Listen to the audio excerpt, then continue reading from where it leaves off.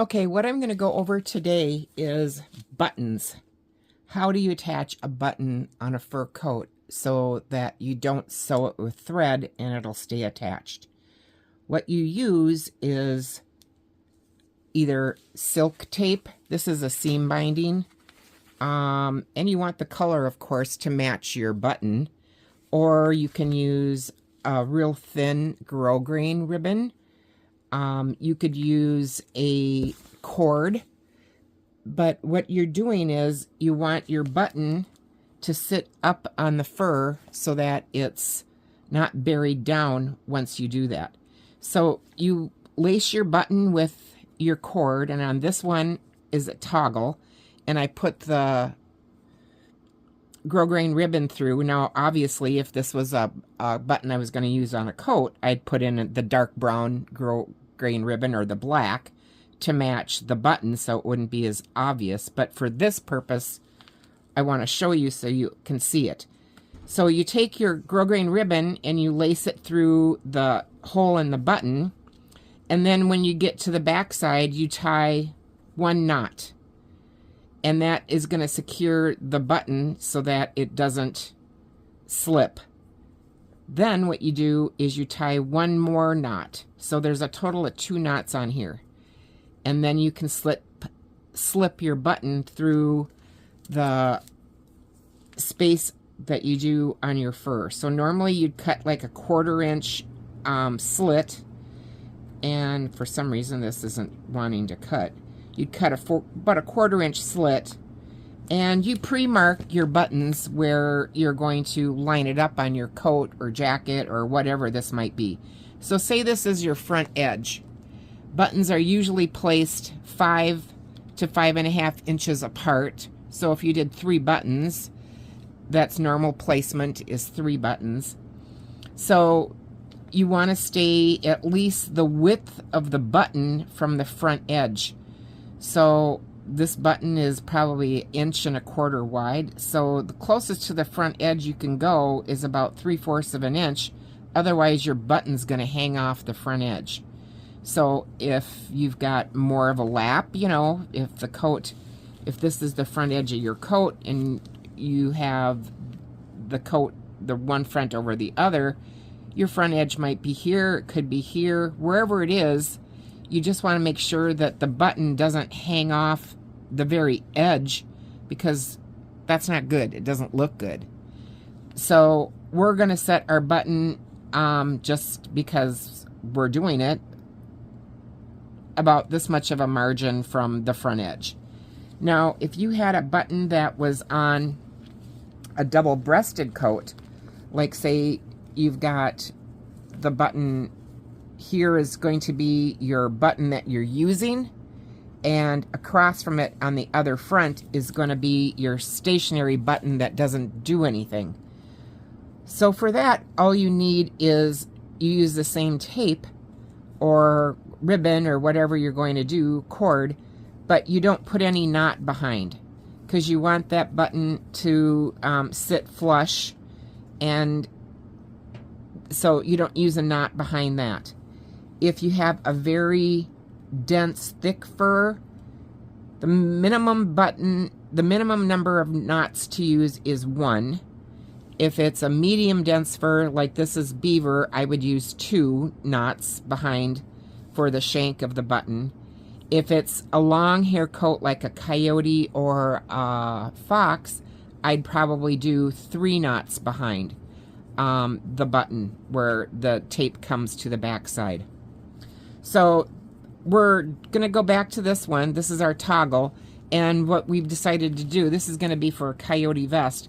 We're going to do 2 knots on this, and that will give us a good amount of shank. So I've got my knots behind. Then what you just do is you just take your tail of your grosgrain ribbon or your seam tape, and you just find the hole that you made, and either with a bobby pin or something else, just pull your tape down through.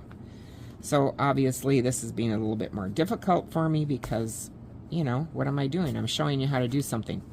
So anyway, you pull your tape down through. After you've got your tape through, what I like to do is I like to put on a piece of, this is hair canvas. You could use a piece of cloth.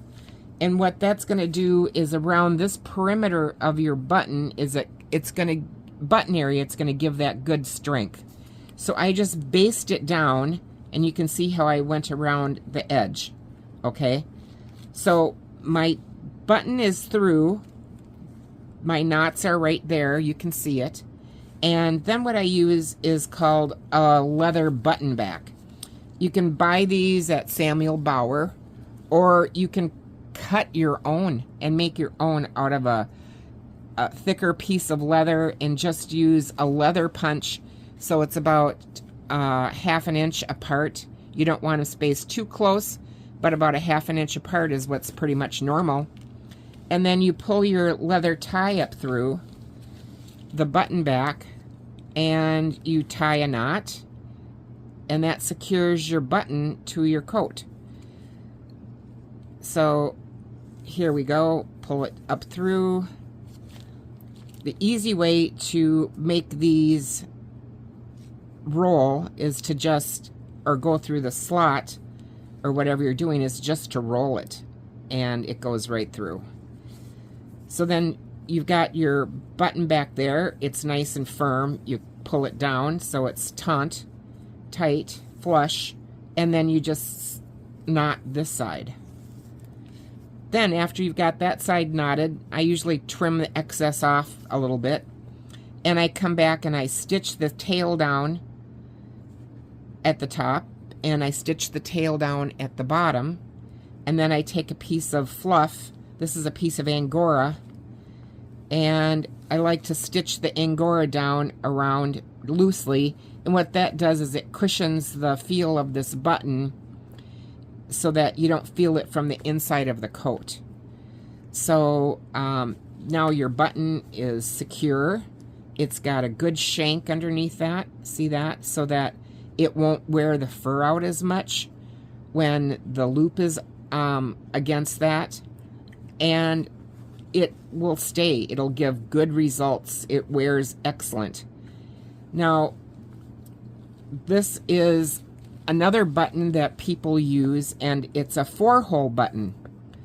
So how do you do a 4-hole button? You don't use 2 separate pieces of tape. You use one continuous piece of tape, and you go down like you would normally with your tape, and then you take your tape and you go across at the bottom, up through the hole, down through the top hole again,